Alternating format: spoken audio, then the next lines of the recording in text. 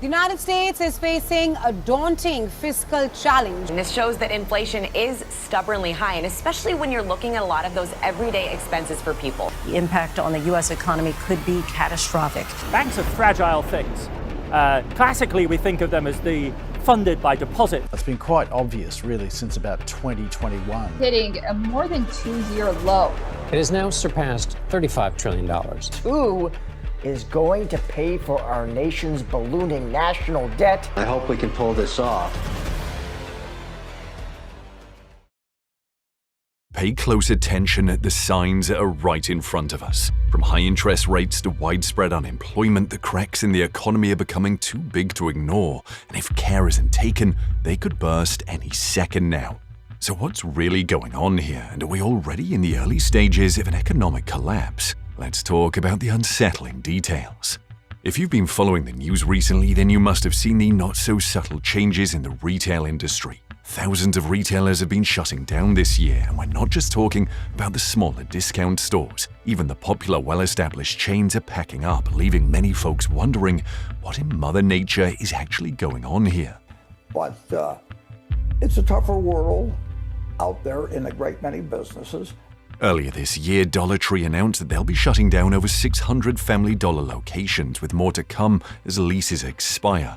Walmart, probably worse. They announced the closure of all 51 of its health centers across 5 states and are now preparing for additional downsizing with further cuts to its main stores nationwide. Even brands like Brew21, Express, and The Body Shop have announced the closure of hundreds of their stores this year. And yeah, it gets even worse. Because although top analysts at UBS predict larger companies like Costco, Target, Home Depot, and Walmart would stand the test of time, or at least in the foreseeable future, the total number of US retail closures could hit 45,000 within the next 5 years, primarily driven by smaller businesses shutting down. Realistically speaking, one of the major reasons why so many retail stores have been shutting down in 2024 is because of the difficult economic conditions and rising costs. Okay, we admit it sounds a bit pedestrian, but walk with us here.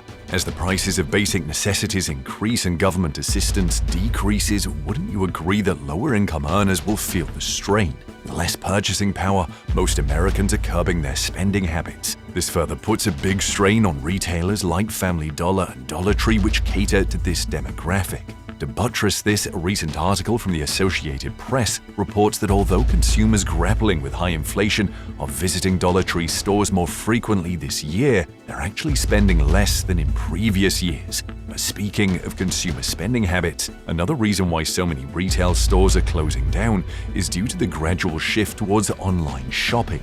Ever since the global COVID pandemic, more and more consumers seemingly prefer the convenience and the vast selection available from online commerce giants like Amazon over physical tangibility. And can you blame them? Finding the best prices to match tighter budgets is a seamless experience online. People just can't afford to splurge hundreds of dollars as they used to. And hey, don't even get us started on the growing trend toward personalization, which is more easily accomplished through online platforms. According to McKinsey & Company, businesses that experience faster growth generate 40% more of their revenue from personalization compared to slower-growing companies.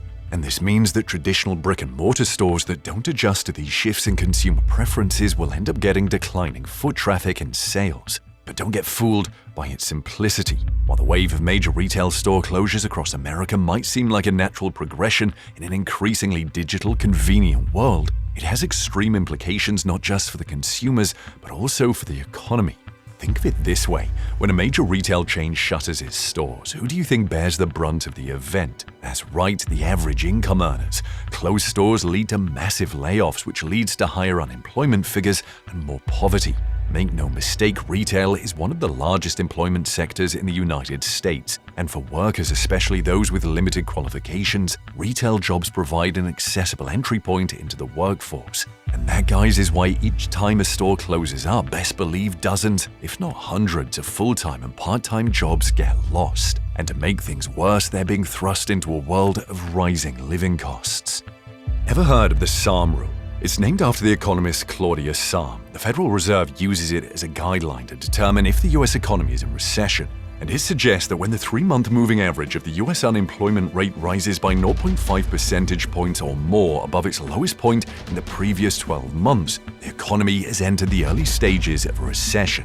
Now get this, the recent US jobs report for the second quarter revealed a significant slowdown in the labor market. In July, payroll growth dropped to 114,000, which is nearly half the 12-month average of 215,000 and fell short of economists' predictions. Additionally, the unemployment rate increased from 4.1 to 4.3%. So you can see why the alarm bells are starting to ring. Historically, the SARM rule has been an effective predictor of upcoming US recessions, and it has recently gained attention from those suggesting that the Federal Reserve may have delayed cutting interest rates for too long. Financial markets have been wagering strongly on the US economy's ability to withstand the effects of rising interest rates, and this outlook has been reinforced by recent GDP figures which indicate an annual growth rate nearing 3%. However, signs of weakness in the labor market have raised concerns that the economy could be heading for a hard landing. The 12% decline in Japan's Nikkei index was even largely fueled by worries that the US, the world's largest economy, might be slowing down rapidly. But it's not just an American problem. The global economic outlook is currently hanging in the balance, and its survival or collapse largely depends on 3 factors: whether the US is on the brink of a recession, if China can push through its ongoing decline in property values and low confidence, and finally, whether or not the geopolitical tensions can come to an end. For now, however, only one of those factors remains in America's hands. Ahead of the US elections, hard data suggested that the economy under the Biden administration has been a success. The US has been the fastest growing of the G7 leading industrial nations since the COVID pandemic. The nation suffered a less severe inflation shock than Europe after Russia's invasion of Ukraine and has been very self-sufficient in energy. Alas, recent reports tell a different tale. America has been massively overstating economic resilience. Payroll growth, as we've already talked about, is staggeringly low and the unemployment rate has increased to 4.3%. This suggests that the SARM rule, triggered by a 0.5 percentage point increase in the unemployment rate from its 12-month low, may just be a dependable indicator of an impending recession after all. As for the challenges in China's property market, there's still fears that the issues there might linger despite stimulus efforts from the government. Local government finances, which have traditionally depended on land sales and real estate development, could become a significant burden on economic growth. And then there's the risk of tensions escalating in the Middle East. A blockade in the Strait of Hormuz could lead to a doubling of oil prices and unprecedented inflation. In the US and Eurozone, the headline Consumer Price Index could rise from 1.5 to 2 percentage points solely from increased gasoline prices, with even greater increases anticipated once the indirect effects on food and other goods are factored in. This scenario could lead not just America into recession, but Europe as well. Back to consumer spending. As we've already mentioned, consumer spending is growing smaller and smaller, and the challenges in both the manufacturing and retail industries are growing day by day. Central banks can either take advantage of the rise in oil prices and support demand, or keep rates elevated to balance second-round effects. If policymakers choose the latter, rates could potentially ease back a bit. However, there might be better options. If the recession in major economies like America causes higher layoffs and an increase in unemployment rates, then central bank rates will become increasingly untenable, and that ultimately forces a second wave of rate cuts into more expansionary territory, and central banks switch focus to generating a recovery. But hey, if you think that's bad, remember that an unforeseen recession, along with persistently high central bank interest rates, could lead to increased scrutiny of government finances. While rate cuts may provide some relief from debt interest costs, any positive effects on budget deficits would be counterbalanced by reduced revenues and heightened social spending. As a result, government bond yields may reflect a greater fiscal risk premium, potentially resulting in wider spreads in Europe, further complicating the Eurozone economy. However, it's not all doom and gloom. America comes back. It's always come back.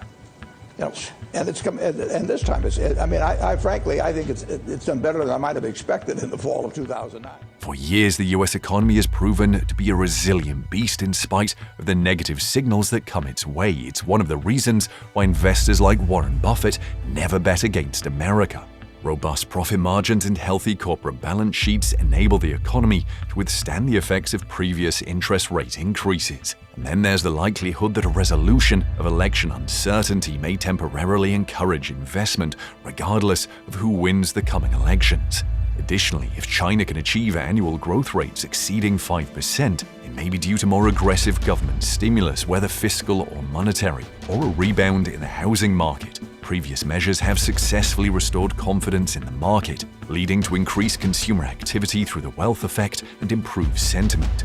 Lastly, if tensions in the Middle East ease or stabilize and the war in Ukraine ends sooner than anticipated, it could positively impact the global economy. A combination of increased global demand, particularly from China, along with calmer geopolitical conditions and the potential for Ukrainian reconstruction, would benefit European industries, especially in Germany. All of this means that there's still hope that things could indeed get better. Fingers crossed. If you enjoyed watching this video, make sure to like, subscribe to our channel, and turn on the post notifications to be in the loop with our upcoming videos. While you're at it, drop a comment down below stating your level of optimism or pessimism for the economy in the near future. See you next time.